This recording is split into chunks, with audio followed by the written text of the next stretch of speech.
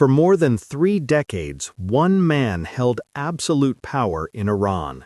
He controlled the military, influenced wars across the Middle East, and was protected by some of the most sophisticated security systems in the world. Many believed he was untouchable, but on a quiet morning in Tehran, a sudden series of explosions shattered that belief.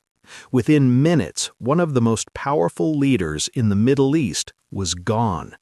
Iran's supreme leader, Ali Khamenei, had been killed in a strike that stunned the entire world. The attack was so precise and so sudden that it raised a huge question. How did the United States and Israel manage to strike the most protected man in Iran? To understand that, we have to go back to the growing tensions that had been building for years. For decades, the relationship between Iran, Israel, and the United States had been filled with hostility and distrust. Iran had long supported armed groups across the Middle East, including the powerful militia Hezbollah.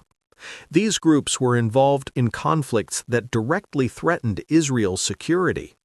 At the same time, Western countries accused Iran of secretly developing advanced nuclear capabilities. Israel repeatedly warned that a nuclear-armed Iran would pose an existential threat to the region. Meanwhile, the United States also became increasingly concerned about Iran's growing influence and military power.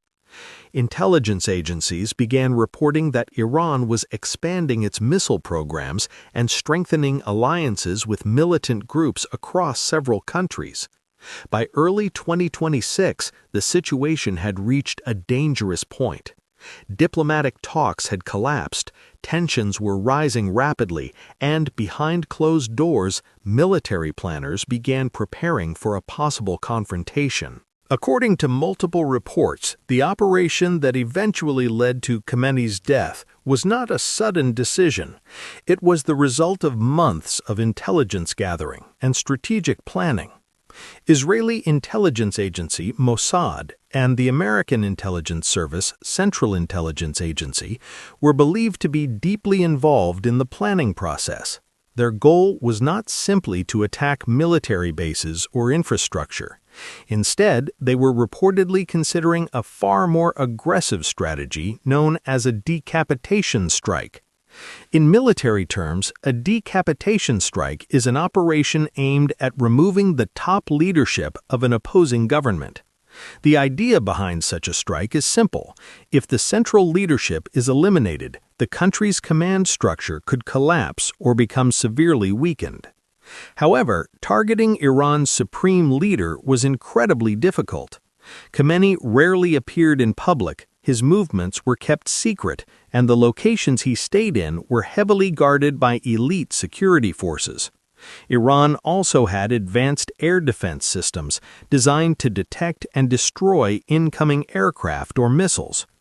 For the operation to succeed, planners needed not only precise intelligence, but also perfect timing. The moment finally came on February 28, 2026. In what analysts described as one of the most coordinated military operations in recent Middle Eastern history, a large wave of fighter jets and long-range missiles was launched toward Iranian targets. The operation reportedly involved both American and Israeli forces. The first phase of the attack focused on disabling Iran's air defense systems. Several radar stations, missile launch sites, and military installations were struck almost simultaneously. The goal was to blind Iran's defensive network and prevent it from responding effectively. Once those systems were weakened, the next phase of the operation began. This phase focused on a much more specific and sensitive target located in the heart of Tehran. The primary target of the operation was a secured compound believed to be used by Ali Khamenei for meetings and administrative work. According to intelligence reports, Khamenei was inside the complex during the morning hours when the attack began. At approximately 8:10 in the morning, multiple precision strikes hit areas around the compound. The explosions caused massive damage to several buildings inside the complex. Security forces rushed to the scene, and emergency teams began searching through the debris. At first, Iranian authorities remained silent about the condition of the supreme leader.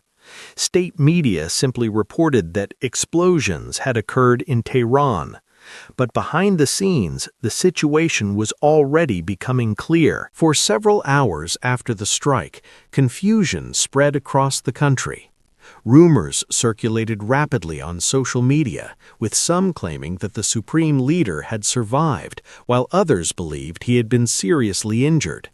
Finally, the next morning, Iranian state media confirmed the news that shocked the entire world.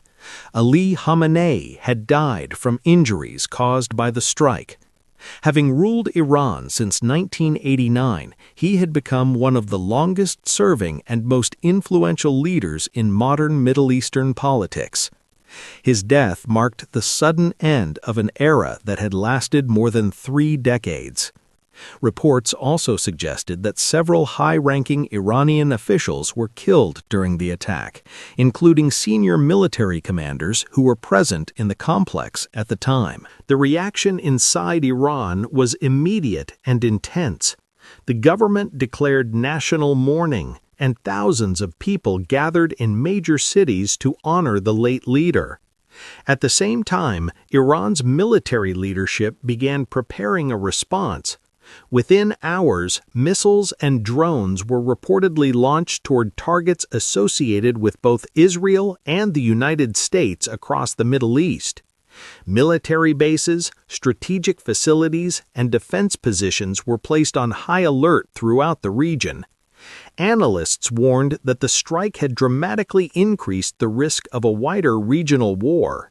Supporters of the operation argued that the strike was carried out to prevent future threats. As the supreme leader of Iran, Khamenei held enormous power.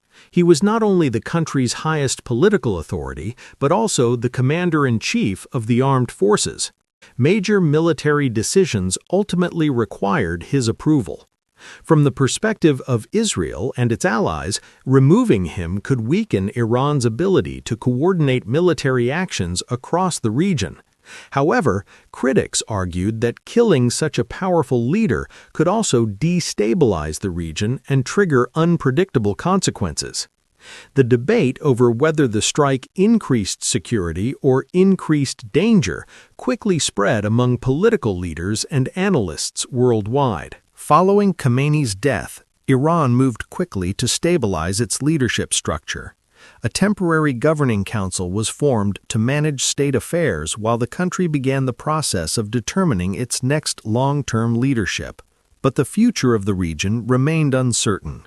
Some experts warned that the event could trigger a prolonged conflict involving multiple countries across the Middle East. Others believed it might eventually reshape Iran's political system and lead to major changes in the country's leadership. What is certain is that the events of that morning in Tehran will likely influence the balance of power in the Middle East for many years to come. The assassination of Ali Khamenei instantly became one of the most dramatic geopolitical events of the decade. A leader who had dominated Iranian politics for more than 30 years was suddenly gone. The operation that removed him demonstrated the extraordinary reach of modern military intelligence and precision warfare. But the biggest question still remains unanswered. Will this event bring long-term stability to the Middle East, or will it spark an even larger conflict that the world has yet to see?